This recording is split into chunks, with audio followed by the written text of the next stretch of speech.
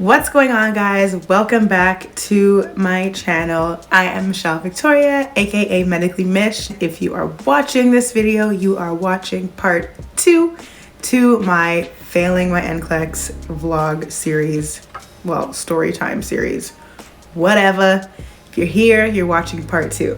If this is the first video you're watching, you're too ahead of yourself. I'm gonna need you to go back, click back, go back to my channel, hit the link up here.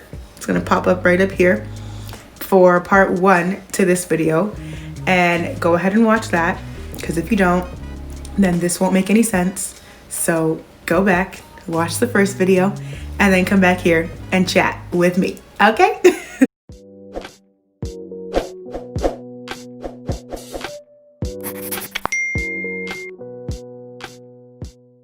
So let's get into this video. I don't want it to be a long one. And yes, I'm wearing my Snuggie because it's actually called the Comfy. Let's get into this video. Like I said in the first one, grab your chips, your popcorn, all of that good stuff, and let's go. Where did we leave off? We left off with me getting a job and not having a license. So after finding out that I had received the job offer at that facility, as a matter of fact, a few hours after, I ended up getting an email for another facility. And so I was like, I had applied to a couple of places before I wrote my first NCLEX, because I was like, I want to make sure I'm spreading my wings out here. And I applied to this one place in particular. It's a very, very prominent hospital, level 1 hospital. The hospital focuses on pediatrics. And I applied and I was like, okay, I doubt they're even gonna call me. Like, I highly doubt they're gonna call me. But I'm like, hey, I'm gonna shoot my shot anyways, see what happens. I got the email for an HR interview right literally hours after signing my contract for the first position that I had. I took it because I was like, you know what? Why not? Like, it would be a dream to work at this hospital. And whether or not it happens, at least I can say I got that interview experience. Like, I can be able to say I went through the process, so I kind of have an idea of what it's like, so that in the future, if I ever go to apply again, I'll know what to expect. So I took the interview. It was scheduled for November 11th. Keep in mind, I already signed my contract and everything for this position, because they were the ones that said they were going to wait for me to pass my NCLEX when I write again. As a disclaimer, when you fail your NCLEX, you have 45 days from the date of your original NCLEX to rewrite. So I wrote my first NCLEX on the 28th. Also, in my first video, I said 29th. That was a mistake. My first NCLEX was 28th of October. And the interview that I had was 29th. So my first NCLEX was 28th. 45 days from that would have been December 14th, which is when I ended up actually getting to write my second NCLEX. So cool. So anyways, I took the HR interview. It was scheduled for November 11th. I did it on November 11th, and it went really well. I felt really good about it. And I was like, this is great. Good experience. I got practice, more practice in interviewing and answering questions, and answering even more company specific questions or organization specific questions. So I really enjoyed that experience. And I was like, okay, cool. They said we should hear back between November 14th to December 4th. So I was like, okay, cool. Again, I did not really have expectations to hear back, because I had let them know before the interview started. When I got on the call, I said to the HR interviewer, I did not pass my NCLEX, so I do not have a license right now, and I also no longer qualify for a temp license, because when you fail, you can no longer apply for a temporary license. So I was like, right up front, she said, okay, thank you for letting me know. I appreciate your honesty, and we're gonna go forward with the interview. I said, okay, cool. I made it known. So in my mind, I'm already like, okay, I'm probably not gonna get called, because now they know that I failed. And again, this is like a level 1 center. It's a big hospital, and it's a super hard to get into hospital. I had no expectations to hear back. I did want to hear back. I'm not gonna sit here and say I didn't want to get a call back. Of course I did. It would be a dream hospital for me to work at, but I wasn't telling myself I'm gonna get called back. Like I was just convinced that that was it. So I went on with my studying, and the days are going by and I'm not hearing anything. I'm starting to get a little disappointed because even though I didn't expect to hear back, I still wanted to, like, obviously. So I'm getting a little disappointed, and it's now December 2nd. Keep in mind, I already signed my contract for the first position and submit all my documents, and now all I had to do was just pass my NCLEX and I had a job. I was good. So it's December 2nd, and I remember I was in my room, and I came out of my room and I came to my mom. She was in the living room, and she was saying, have you heard from such and such place yet? And I said, no, I didn't hear anything. And they said the deadline to hear back is supposed to be December 4th, which is like on Friday. I think it was Wednesday I was talking to her. It was the 2nd. I know it was the 2nd. And I was like, well, I guess I'm not going to hear anything because it's already the 2nd. And I've talked to some of my classmates and some other friends that I know. They've all gotten their second interviews already, and like they've already gotten their callbacks. I haven't heard anything. So I'm like, I doubt I'm even going to get it. They know I failed, and that probably is the reason why they're not hiring me, because the unit that I applied to is a pretty difficult unit. It's a new grad position, but it's a pretty difficult unit. And I just assumed that failing my NCLEX would set me back. Like they would look at that and be like, okay, she probably is not ready to handle a unit like this. So I was like, yeah, I'm probably not gonna hear anything. And you know, my mom's like, you know, don't give up. You probably will hear something. There's still time. Like you're giving up too early. They said the 4th, so just wait and see what happens. And if the 4th you don't hear anything, then you can start feeling disappointed, but don't get ahead of yourself type thing. And I was like, okay, fine. So I left the living room back to my room. And when I got to my room, my phone was on my bed and it was vibrating. And I was like, it was like a random number. So I thought it was the first place calling me because I hadn't saved her number in my phone. I have a bad habit of not saving phone numbers. Horrible. Anyways, went back to my phone and answered it. I was like, hello. And they're like, hi, this is such and such from such and such. And we want to schedule your second interview for this unit. And I freaked. I couldn't believe what I was hearing. I think I even responded and said, really? Like I was that shocked. And so they said, okay, well, your interview is going to be on the 4th at 10:30 in the morning. And I was like, okay, perfect. Thank you so much. I will see you then, whatever. And then I ran back to my mom's room like, oh my God, guess what? And she's like, what? And I'm like, you're going to laugh at me. And she's like, what? I'm like, they just called me and offered me an interview. Literally right after I just finished saying they're not going to call me, they called me. And my mom's like, oh my God, really? And she was just like super excited. And then I called my dad and I was freaking out. And at that point, I'd only told my mom and my dad. I didn't tell anybody else. And so I'm freaking out like crazy, like, oh my God, oh, I'm going crazy. Then reality hit me and I'm like, oh my gosh, I only have a day to prepare for this interview. So the first interview was an HR interview, so it's kind of more generic. The second interview now is unit specific. So you're interviewing with the manager of the unit, and you're also interviewing with like the nurse educator and the clinical nurse specialist, I believe it was. It's way more like technical. So I'm now freaking out because I'm like, okay, I now have one day to prepare for this interview. And from what I've been hearing, most of like my classmates and my friends that had gotten interviews for other units, they had like at least a few days to prepare. So I was freaking out. I'm like, oh my gosh, I literally have a whole day.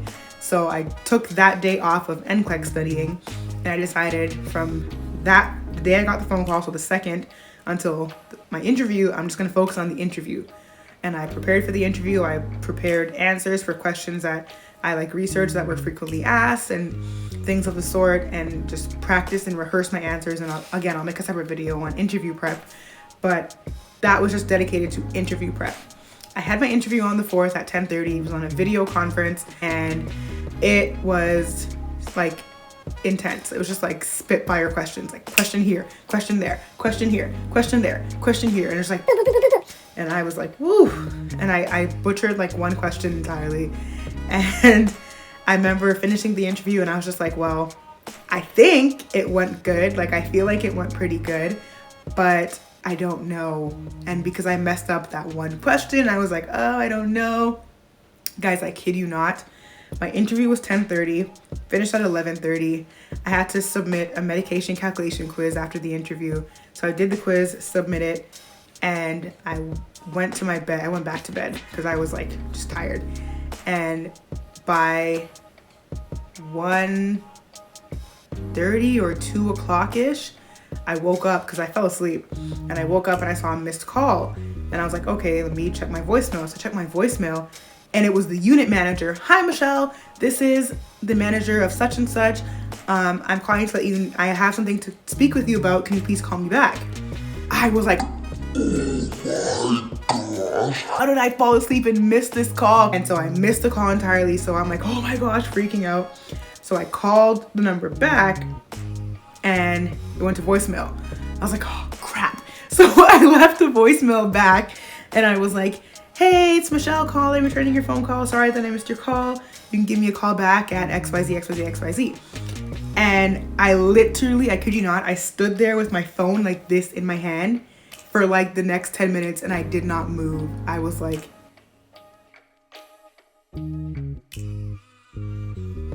I didn't move. I was like, I do not want to miss this call again. And they called back and I answered the phone. Probably, I don't even think it rang one time. Like, I think I just saw the name pop up and I went click. And they're like, congratulations, we want to offer you the position. And I was like, really? I kept saying really. I was like, really? And he was like, yeah. And I'm like, oh my gosh, thank you so much. Like freaking out. And he was on the manager on the phone laughing because I'm like trying to not explicitly go crazy, but I'm going crazy. And so I hung up the phone. They were gonna send me all the details or whatever. I hung up the phone, ran out to the living room again, went to my mom's room again, freaking out. Oh my God, Mom, I got the job, blah, blah, blah. Called my dad, freaking out. And then reality hit me again because I was like, cool, I landed my dream job, but I still have to pass my NCLEX. So I had like even more pressure on me because I was like, great, like I landed the job that I've always wanted at the place that I've always wanted to work, but I don't have a license. So after that, I still didn't tell anybody, just my parents, and I had to just like buckle down and study. And the day of my second NCLEX came, December 14th, and I scheduled my exam for 1 p.m. because I wanted to be able to get up, have breakfast. My first exam was 8 a.m. and I got up at like 6 and I didn't really eat anything, and it was just a lot. Like I was tired. Halfway through the exam, my brain was shutting down. Like I couldn't sleep the night before because I was anxious. I didn't want to do that again. So I booked my second exam for 1 p.m. Everyone says, oh, the day before, don't study the day before your exam, just relax. No, I can't do that. That is not me. I tried that with my first exam. It didn't work out for me. So the day before, I still was studying, but I wasn't studying as intense. I was kind of just skimming through questions, listening to audios, just kind of like lightweight studying, just so that things are still going in my brain. And I'm glad I did that. And I ate, like I had a good meal, and I took my time. Me and my mom drove downtown, took my time, got there early. I went for a little bit of a walk.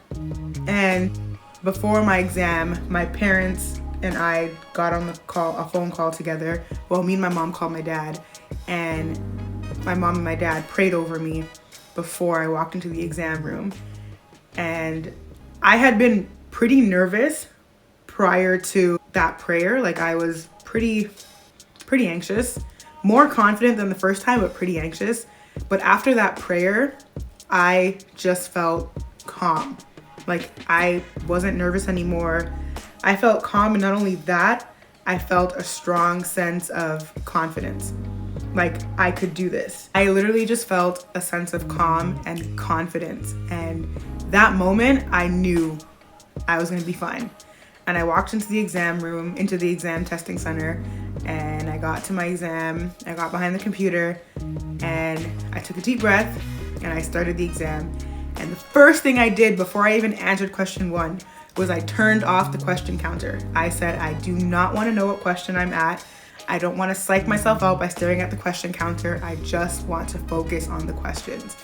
And I started answering the questions, going through, and I didn't even look at the clock. I didn't look at anything. I just took each question as it was.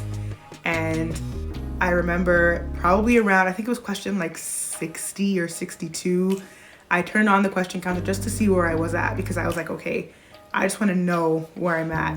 Even though I said I wasn't going to do that, I had to. Come on, you know me. So I saw and I was like, okay, I'm at question 60 something. I can't remember. I'm like, okay, that's fine. Turned it back off and I was like, Michelle, just keep going. Because I know what question I'm at now, so I can kind of gauge what's going on. So I told myself, if you go past 75, that is fine. You are still okay. You are still in the exam. Keep going. Keep going. And so I turned off the question counter again, and I hit the timer again, and I just kept going. And then, boom, my test shuts off. And I get to the screen that's like, thank you for blah, blah, blah, blah, blah, blah. So I'm like, okay, I'm done. I didn't know what I was done at though. So I clicked the question counter button and it said 76. So I was currently on page 76. And page 76 was the thank you screen and whatever. So I was like, wait a minute. That means my exam shut off at 75 questions. What? And I kid you not, I sat there. I didn't press anything else. I didn't touch any more buttons. I just sat there. Like, you still have to continue on and like do a little end survey thing. And I didn't press anything. I just sat, I froze. And I had been tallying select all the apply questions that I got, because they say the more SATA questions you get, the better you're doing. And I had looked down and I counted, and I had counted 24 select all the apply questions. And I was like, oh my gosh. Oh my gosh. So after sitting there internally freaking out for like a good maybe 5 minutes, I finally moved on, finished my exam, and I came out to the invigilator. And I came out to the invigilator, and the guy was like to me, you're done? And I was like, apparently, like, my exam shut off, so I guess I am. He was like, that was quick. I'm like, was it? How long has it been? Because I didn't look at the clock, so I didn't even know. It had literally been just over, I think it was like an hour and a half. Compared to my first exam, when I did 145 questions, it took me like 4-ish hours. So for me to finish 75 questions in an hour and a half, to me, that was really big. And I was literally just like, whoa. But I didn't want to get too ahead of myself, because I felt confident. Like, I walked out feeling really confident, but I didn't want to get my hopes up and then get disappointed. So I remember getting back to the car with my mom, and I told her it shut off at 75, and she was like, oh my God, you got 75 questions. Oh my God. And she was so happy. And I was like, okay, but I don't want to freak out yet, because I don't know. Like, people have failed in 75. It's possible to fail in 75. And so I did the Pearson VUE trick again. I called my dad first, actually, and I'm like, Dad, I'm done. He's like, what? You're done already? I'm like, yeah. He's like, that was quick. I'm like, I guess. He's like, how much questions? I'm like, 75. He's like, wow, really? I'm like, yeah, but I don't want to get freaked out yet. He's like, Michelle, you passed. I'm like, I don't know. We don't know that yet. And so long story short, I did the Pearson VUE trick. I got the good pop-up. Now I'm freaking out, because now I'm like, okay, I got the good pop-up. That's a good sign. Again, the Pearson VUE trick is it's not an official trick. It's not an official result. It's just like something that us giddy nursing students do, because we can't wait 24 hours to get our results back. And so I went home, and the rest of the day I did the trick over and over and over again, because I'm like, I want to make sure it's not fooling me. Like, I want to make sure this is right. And I kept getting the good pop-up over and over again. And I set my alarm for 3:59 in the morning, because they say when you pass, you get your results. You get the email from your nursing regulatory body at 4 a.m. And that's what all of my classmates have been saying. So I was like, okay, cool. Set my alarm. And I was like, okay, let's do this. And I remember I got up and I was texting one of my classmates, and she was still awake. I don't know why. Shout out to you, Clarissa, if you watch this video.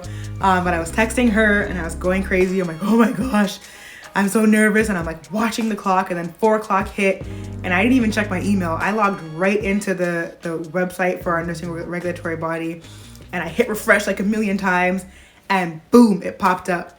Congratulations, you have passed your NCLEX examination. And I cried. Like, I sat in my bed, laid in my bed, and literally cried. Then I did one of these like freak out thingies in my bed, and like jumped around in my bed, and then cried again.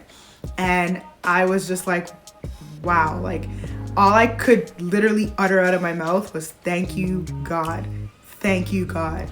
Because not only did I pass my NCLEX, but I was able to get a job, and not just any job, like a job at a facility that I only would have ever dreamed of working at. And I literally attribute that to God. Like nothing else, just God. Like that literally it was all God. And so yeah, I'm super grateful now. Like I sit here blurbing on in this video as a whole pediatric nurse, working in a phenomenal place. I just started week 1 and it's been amazing. It's been hard, but I am just super excited. Like my failure wasn't the end. And for anyone watching this, like any nursing student or just anybody in general, like fail your way forward.